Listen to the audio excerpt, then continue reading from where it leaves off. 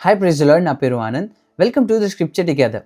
ఈరోజు మనము ప్రకటన గ్రంథము 3వ అధ్యాయాన్ని కలిసి చదువుకుందాము. మీ దగ్గర బైబిల్స్ ఉన్నట్లయితే దయచేసి వాటిని తెరిచి చదవండి. ఒకవేళ లేనట్లయితే స్క్రీన్ మీద వాక్యం వస్తుంది, దాన్ని చూసి అయినా చదవాల్సిందిగా కోరుచున్నాను. సార్దీస్‌లో ఉన్న సంఘపు దూతకు ఈలాగు వ్రాయుము. 7 నక్షత్రములను దేవుని 7 ఆత్మలను గలవాడు చెప్పు సంగతులేవనగా, నీ క్రియలను నేనెరుగుదును. ఏమనగా, జీవించుచున్నావన్న పేరు మాత్రం ఉన్నది గాని నీవు మృతుడవే. నీ క్రియలు నా దేవుని ఎదుట సంపూర్ణమైనవిగా నాకు కనబడలేదు గనుక జాగరూకుడవై చావనయ్యున్న మిగిలిన వాటిని బలపరచుము.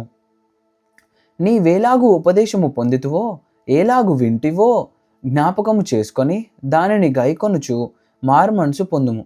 నీవు జాగరూకుడవై యుండని ఎడల నేను దొంగవలె వచ్చెదను.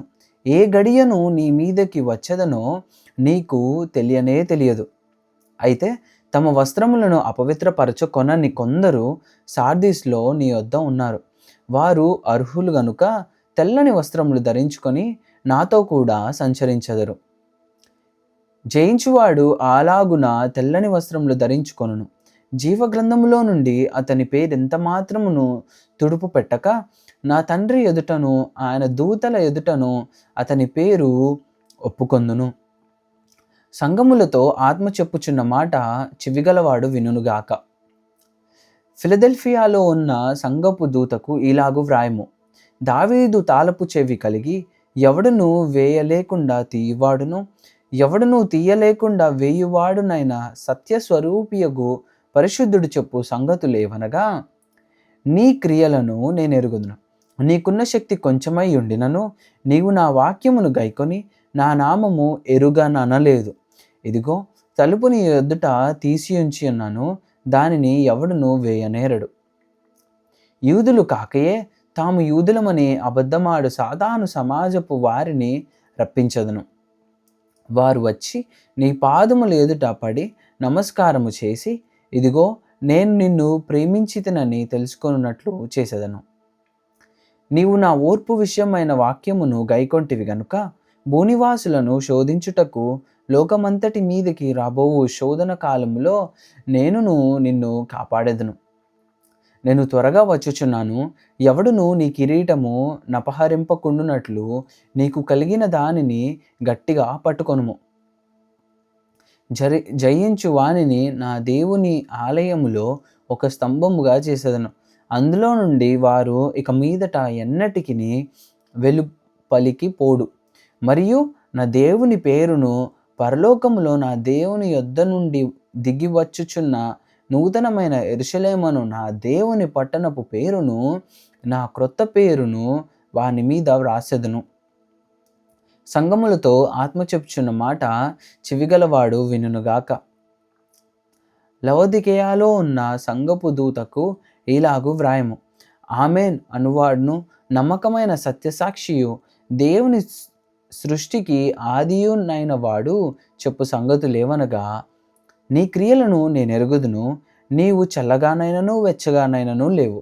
నీవు చల్లగానైనను వెచ్చగానైనను ఉండిన మేలు. నీవు వెచ్చగానైనను చల్లగానైనా ఉండక నులివెచ్చనగా ఉన్నావు గనుక నేను నిన్ను నా నోట నుండి ఉమ్మివేయ నుద్దేశించుచున్నాను.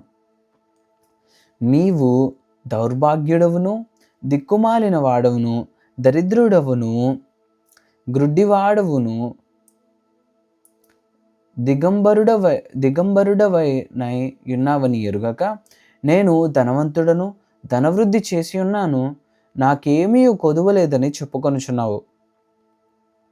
నీవు ధనవృద్ధి చేసుకొనున్నట్లు అగ్నిలో పుటము వేయబడిన బంగారమును నీ దిశముల సిగ్గు కనబడుకుండునట్లు ధరించుకొనుటకు తెల్లని వస్త్రములను, నీకు దృష్టి కలుగునట్లు నీ కనులకు కాటుకను నా యొద్ద కొనుమని నీకు బుద్ధి చెప్పుచున్నాను.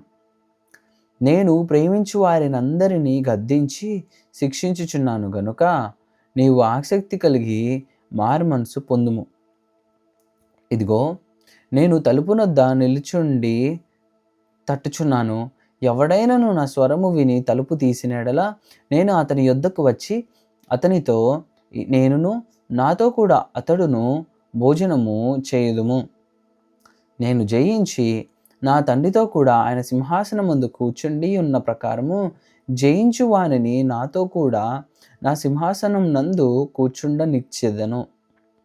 సంగములతో ఆత్మ చెప్పుచున్న మాట చెవి గలవాడు వినుగాక. దేవుడిచ్చిన ఈ వాక్యము దీవించును గాక. ఆమెన్.